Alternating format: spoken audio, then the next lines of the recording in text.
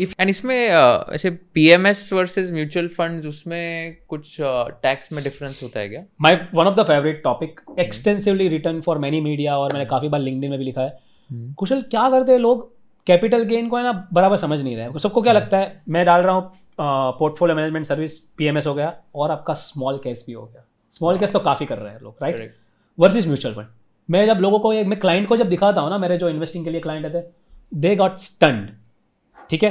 And this is very powerful in a topic itself. Why? Because लोगों को क्या लगता है कि mutual fund and PMS is quite same, but the tax different इतना बड़ा है उसमें कि आपका पूरा कैलकुलेशन हिल जाता है। And I will prove that. Y?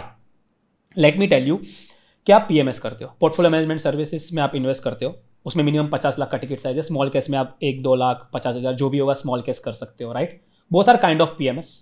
ये जब आप पीएमएस या स्मॉल कैश करते हो, क्या होता है, कोई फंड मैनेजर है या उसके रिकमेंडेशन पे, या पीएमएस में जो फंड मैनेजर है आपके डीमेट में शेयर्स परचेस और सेल करेगा, right. This is how the PMS works, which means whenever there is any activity, trading activity आपके डीमेट में हो रही है, मतलब कुशल ने 50 लाख पीएमएस में इन्वेस्ट किए, अब वो हर महीने में उसका पीएमएस फंड मैनेजर है XYZ जो भी पीएमएस हैंडल कर रहा है, वो डीमेट में शेयर लेगा, बेचेगा।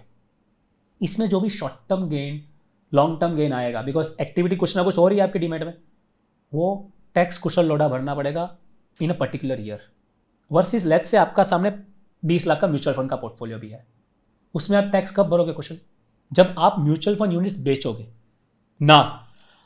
बट कुशल, म्यूचुअल फंड में भी आपका फंड मैनेजर तो actually every day buy and sell कर रहा है, इसको मिला है tax pass through status, which means because mutual fund ये एक्टिविटी उसके फंड लेवल पे कर रहा है, Kushal is not doing anything, और ये कुशल के डीमेट में नहीं हो रहा है, राइट।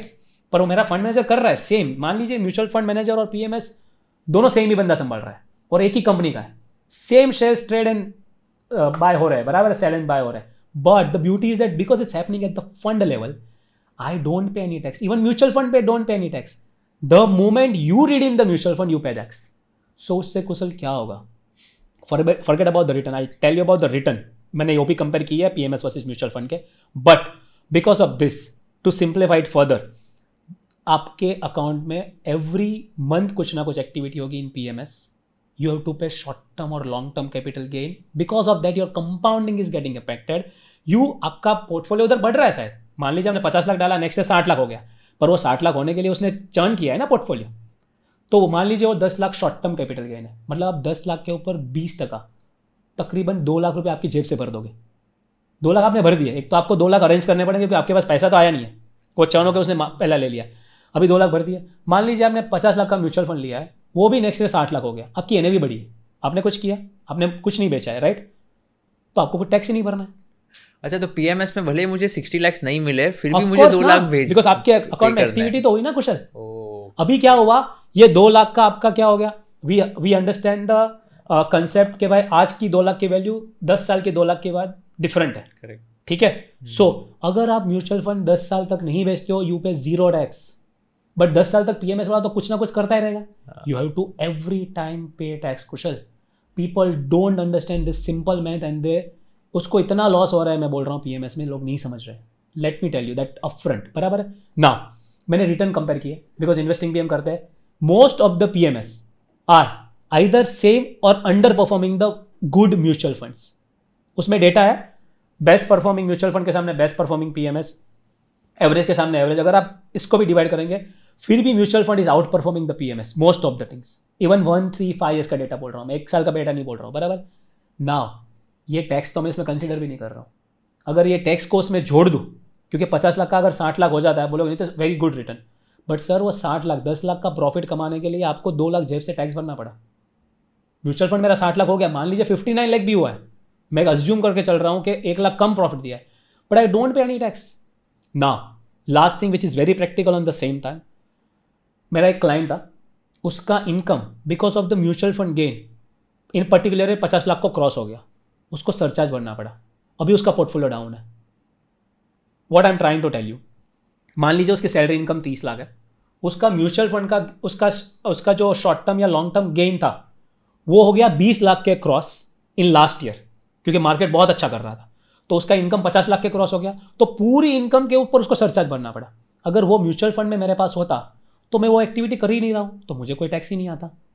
सो ये सब तो बहुत कॉम्प्लिकेटेड इम्पैक्ट है, लोग नहीं समझ रहे. पर मैं बोल रहा हूँ अगर लोग इतना समझ जाए कि PMS small case, because the trading happens in my demat, I have to pay tax each time. Versus mutual fund, I don't pay any tax till I redeem. That's the power. Small case में भी same PMS because small case में भी same चीज़ हो रहा है. आपको जब उसमें चेंज हो रहा है अलोकेशन, तब आपके उसमें एक्टिविटी आप कर रहे हो, and that's happening in your demat. So whenever the activity is happening in your demat, you have to pay taxes because वो तुम्हारे खुद के demat पे हो गया है. And that also with same, you are on your own buying shares and selling shares in your demat Kusal versus in mutual fund. Because मैंने रिलायंस आज लिया, मैंने रिलायंस बेच दिया, उसके ऊपर जो प्रॉफिट आया उसके ऊपर मैं टैक्स भर दूंगा. बट म्यूचुअल फंड में वाले ने भी रिलायंस लिया और रिलायंस बेच दिया फॉर एग्जाम्पल.